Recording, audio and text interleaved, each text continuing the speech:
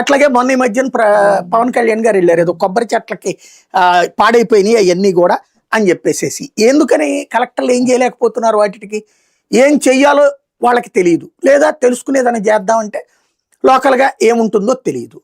చేపల చెరువులుగా మారిపోయినటువంటి పంట పొలాల దగ్గర నుంచి పంట పొలాల్లో ఏమి వెయ్యాలోతో సహా అన్ని విషయాలు కూడా రాజకీయ నిర్ణయాలుగా నడుస్తున్నప్పుడు ఫెయిల్యూర్స్ని అధికారుల మీదకి తోసేయడం అనేటువంటిది ఒక తెలివైన ఎత్తుగడ తప్పించి ప్రయోజనం చేకూర్చిపెట్టేటటువంటిది అయితే కాదు. కానీ ఒకటి సార్, గ్రామ సచివాలయాలు వార్డు సచివాలయాలు పేర్లు మార్చడం వల్ల సాధించేది కానీ ప్రజలకు పనికొచ్చేది కానీ ఏదైనా ఉందా? పేర్లు మార్పు అనేటటువంటిది మన బ్రాండ్ వేసుకోవడానికి. ఇప్పుడు దాని పేరేంటి 108 ఈ సేవలు ఉన్నాయి. ఎవడెవడో సంస్థ వస్తుంటాడు, వచ్చినప్పుడల్లా పేరు మార్చేస్తుంటారు. జీవీకే వాళ్ళది అంటారు ఒకసారి, జిఎంఆర్ అంటారు ఒకసారి, లేకపోతే సత్యందయింది, ఇట్లాగే రకరకాలు. అట్లాగే అంటే వాళ్ళు స్పాన్సర్స్ కాబట్టి స్పాన్సర్స్ ఏం లేదు, డబ్బులు ఇస్తుంది ప్రభుత్వం. ఆడేమి ఎవ్వడు స్పాన్సర్ కదా అక్కడ, కానీ ఆ పేరుతో నడిచిపోతున్నాయి అంతే.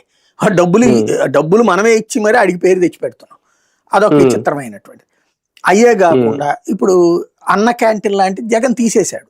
వీళ్ళు ఇప్పుడు సచివాలయ వాలంటీర్ వ్యవస్థ తీసి పడేశారు. ఒక రకమైనటువంటిది ఏంటంటే జగన్ ముద్ర ఉండకూడదు, జగన్ ని మర్చిపోవాలి అన్నటువంటి రూట్ లో ప్రస్తుతం వాళ్ళు అనుసరిస్తున్న వ్యూహంలో భాగమే ఇది. అంత మించి ఇంకేం లేదు. అంటే సచివాలయాలు కూడా ఉంటాయా లేదంటే త్వరలో ఉంటాయి కానీ పేరు మారుస్తారు. ఇప్పటికే అందులో ఉన్న సేవలు చాలా వరకు చచ్చిపోయినాయి. మిగతా వాటిని కూడా చంపుతారు నిదానంగా. కానీ పాలన మీద 51% సంతృప్తి ఉంది అనేది 51 అంటే ఎక్కువ, వీళ్ళ దృష్టిలో తక్కువ.